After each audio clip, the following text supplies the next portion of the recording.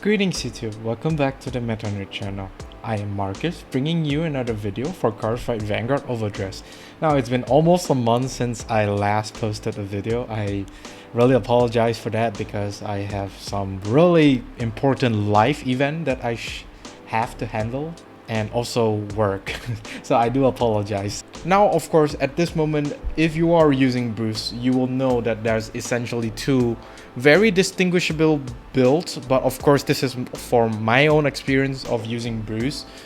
So it is actually based on what order that you are playing for Bruce. Of course there's the Hellblast full dive order, as well as the new Pandemonium tactics build from DBT03.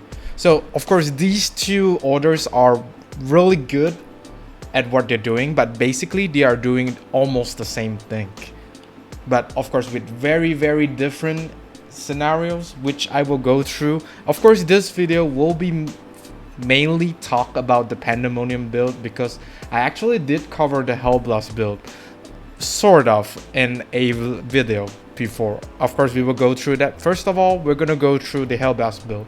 For a Hellblast build is more or less your standard and most consistent build where you actually want to run Leonard, Marjorie, Protobulb, and of course Hellblast himself. That's basically the most standard build that you can see in every single match at this point. There's nothing really much to talk about because it's basically the standard for Bruce players at the moment because Leonard is that strong. This has a very consistent personal right or any defensive strats that you may want because of how much cards you're actually gaining back from Protobulb as well as Marjorie. And also you could just keep getting your Bruce from the soul back to your hand in exchange from one rearguard from Protobulb, which is such a godly card for an R. It's disgusting. This build has a larger hand size because of all the drawing cards that you actually get from Marjorie as well as Protobulb that basically recycles one of your rear guards that does not do anything anymore back to the hand. However, the downside to this deck is actually its pressure is not very consistent. What I mean by this is you are actually depending on what your opponent's board looks like to actually apply pressure on your opponent, because of course we all know what Leonard does, and if for example your opponent does not have a field or basically he has zero rear guards, Leonard does not actually brings you a lot of value. It's gonna depend on what your opponent's board looks like, and of course you do only hit for 1 damage, so it's like you're pumping up your Leonard by quite a bit, but then you're gonna have to attack that one column just to get Leonard's skill off, to possibly get more value out of Leonard's skill. And also, I did not put this here,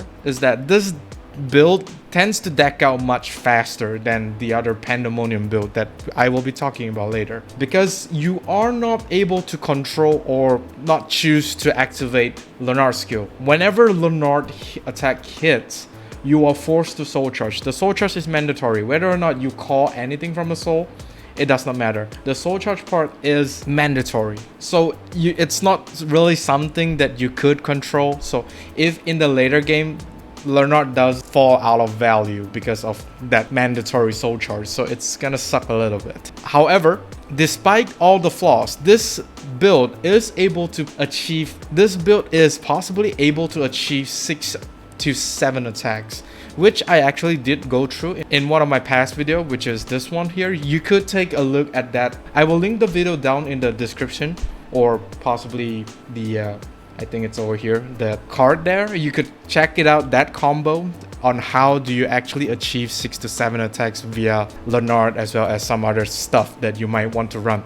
It's not really updated, but it's basically just missing one card, which is Dober the dog, and that's it. You could take a look at that. Of course, I will not go through the whole build again because this video is mainly focused for Pandemonium build. Now, for the Pandemonium build, this build is shockingly a very explosive as well as a very pressuring build. It not only does it features almost the same power level as the Hellblast build, this build does features a board control. Immediately retire something, and then of course for every open rearguard circle you're able to superior call from your top deck, and also not only that, you're able to soul charge it. So it's really good.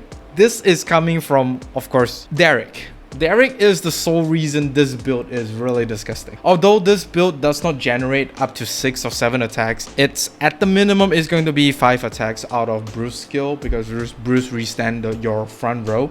But some attacks out of that 5 attacks is able to have guard restrict, which your opponent could not guard with grade 1 and above units, which is bonkers. I will leave that card until I go through the example combo for this build. The last 3 attack of this build may have double crit. The last 3 attack in this context will be the Vanguard, and the last 2 rearguard that actual restands. Eden will be the star player for this build, and hence why it's gonna be one of the last 2 attacks that has a double crit, because Eden does get a crit when he restands. And if you're wondering where the Vanguard double crit comes from, let me tell you straight out the bat, the Pandemonium 12 soul requirement, you will never get it. Okay, so there is another card that actually could give you, that could give the Vanguard an extra crit. So, and not only that, it's much more easier to obtain than this one. Than Pandemonium. Although it's possible, but it's not recommended. I don't really recommend it because of all the timing and stuff. So yeah, I don't really recommend you building soul charge acceleration until you get the 12 soul. It's not worth it. This build has a slightly lesser hand size because you don't really play Protobulb as well as Marjorie to get the hands, but you are sacrificing some of your defense for an all-out offense, which I will talk about later. The first final rush turn is really important because you need to put out that overwhelming pressure to your opponents, so that during your opponent's turn they don't really have like a lot of resources to hit you back really hard, because most of their stuff is gonna get retired. In particularly Eden's skill as well as Derek's skill. These 2 cards will be able to basically clear out your opponent's field as well as forced out a lot of hand size from your opponent's hand. So you basically want to put out a really big pressure so that your opponent does not have a really impactful next turn, and then you just finish your opponent off during your 5th final rush turn. So that's basically how the deck works. Overall, the Pandemonium build is quite possibly one of the most dangerous build out there for Bruce. If you're not expecting it, it's gonna be really hard to stop Bruce from pressuring you until your death. Now, of course, this is how I run my Pandemonium build, as you can see from the picture I have here. Of course, the right deck, nothing much has been changed. It's going to be the standard one until we possibly get a new right line from DBT04, which I don't think we will get it so soon. But then, hey, that remains to be seen. 3 Bruce to increase your chances into personal riding every turn. Now, Brian is the one that makes the 12 soul requirement on Pandemonium Tactics irrelevant, because by soul blasting 2 from Brian's skill, you're able to give your front row 5k power, as well as if you're in final rush, your Vanguard gets a crit. So it's basically fulfilling what Pandemonium is doing, but better. You don't have to spend a lot of cards to soul charge just to get that 1 crit on your Vanguard. You don't have to. You just need to call Brian out, soul blast 2 cards to give front row power as well as the crit to Vanguard. Easy. And of course, we're gonna have 4 Pandemonium Tactics, because Pandemonium Tactics is your only way to soul charge in this deck.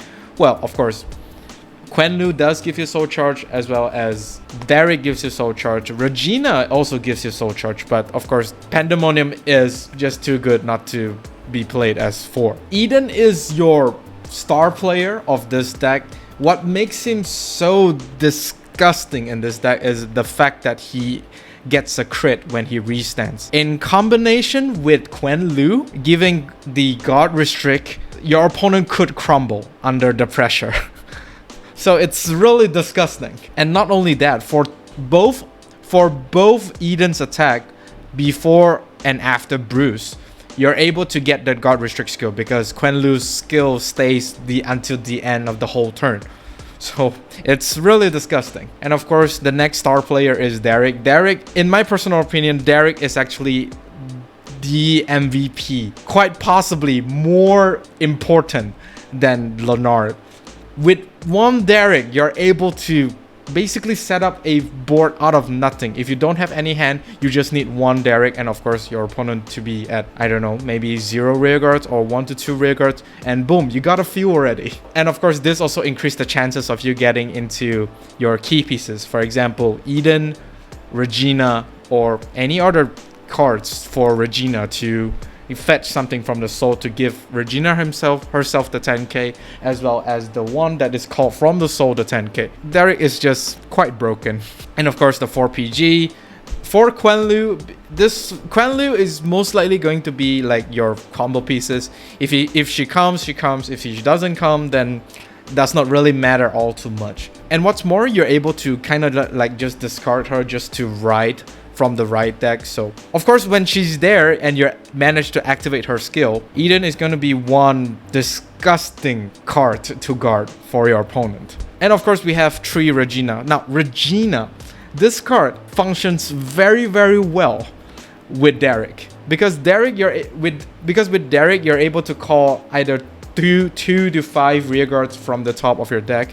You're able to call fodders for Regina to basically move into soul and to call something out. Anything, any card that is in the soul out. And not only that, she herself and that newly called card will be able to get 10k. It's gonna be really bonkers. And this basically makes Eden even more dangerous, because with God Restrict skill, the more power you have on that God Restrict attack, the more deadlier it is. And not to mention double crit. For trigger lineup, it's 7 crit, 4 fronts, 4 heals, and the 1 over trigger. Of course, for this build, you could go for the standard over trigger, where you could give 2 units 100 million power, which will make Eden even more disgusting. But personally, I still like the over trigger for dark states, because that is essentially your 9th critical trigger. If of course you do play 8 crit, that is. Now we're gonna go through the combo, the sample combo that we have. Of course, when you reach your 4th turn, you're gonna declare your final rush. You're gonna be at 4 souls, which is your 3 cards from the right line and 1 card from Steve. You personal right, which will give your front row 10k power, which means Bruce will be at 23k, and also increase your soul to 5. And of course, don't forget to draw a card. Once that is done, you basically want to set up your board first before you use Pandemonium. So of course, in this scenario, you're gonna want to call Derek as well as Eden to the front row, in which their power level is gonna be 25k each. 10k from themselves, 5k from their own skill, as well as the personal right, which will be 10k to the front row. So they're gonna be at 25k at the moment. So next up, you could basically just use Pandemonium tactics to pay 1 Counter Blast and soul charge 4, which will make your soul count up to 9. Since your soul is at 9 at the moment, you will be able to fulfill 2 of the Pandemonium tactics requirement. The first one being 6 or more, which will enables you to draw 1. And the next one is 8 or more, which will give 10k to the front row, which will make 35k to both Eden and Derek, as well as 33k to Bruce. Next up, you're gonna want to call Brian if you have him in your hand. The sequence to when you want to call Brian is up to you, because you could call Brian beforehand or you could call it now. It does not really matter.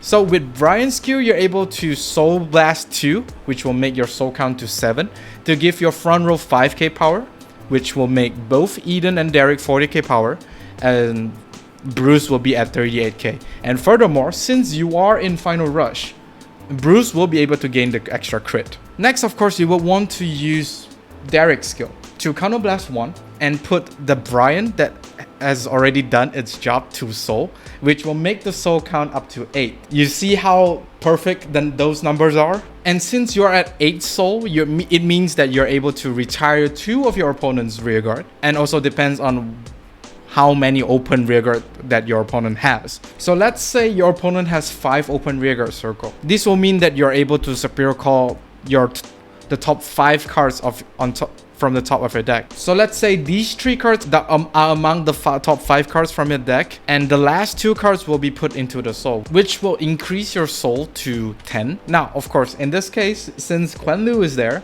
you're able to move the Quenlu to soul and give the 2k power to Eden, as well as increasing the soul count to 11. And since you are at 7 or more soul, you're able to give Eden that God Restrict skill, which means that whenever Eden attacks, your opponent is unable to call grade 1 and above cards to the Guardian Circle because guard restrict. Now next up, since this new Brian here is new, you're able to Soul Blast 2, which will decrease the soul to 9 and therefore give an extra 5k to the front row, which means that Eden will be at 47k and Derek will be at 45k, and of course the Vanguard will be at 43, which is going to be really insane already. So of course there's also another crit because you're in Final Rush, so yeah, Vanguard is going to be attacking at 3 crits. Next up, of course, you would want to call out an extra card from your hand to basically pay for Regina's skill. So in this case, you could call any card is fine. So let's say you could call a critical trigger here.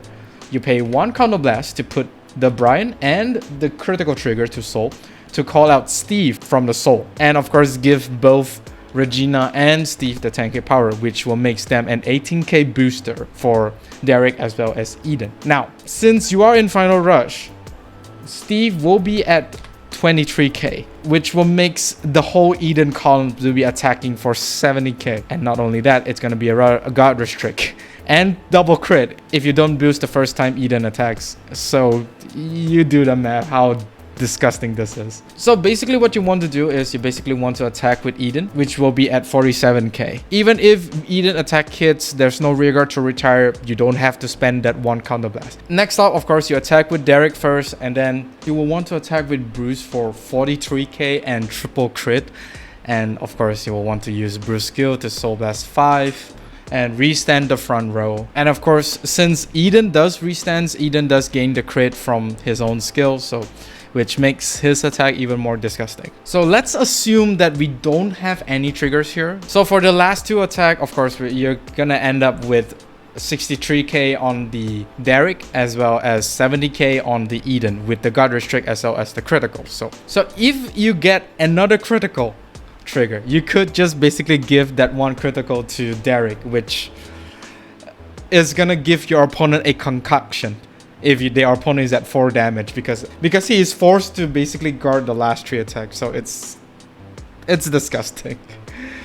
And that is all for this video. Do let me know what do you think of the Pandemonium build for Bruce. Is it good, or is it better, or is it not really your personal preference, or if there is another build that you would want to bring out, do let me know all of those in the comments down below. Do like and subscribe if you like this video, and of course do remember to ring the bell notification icon so that you don't miss a video I upload. With that being said, I'll see you all on the field.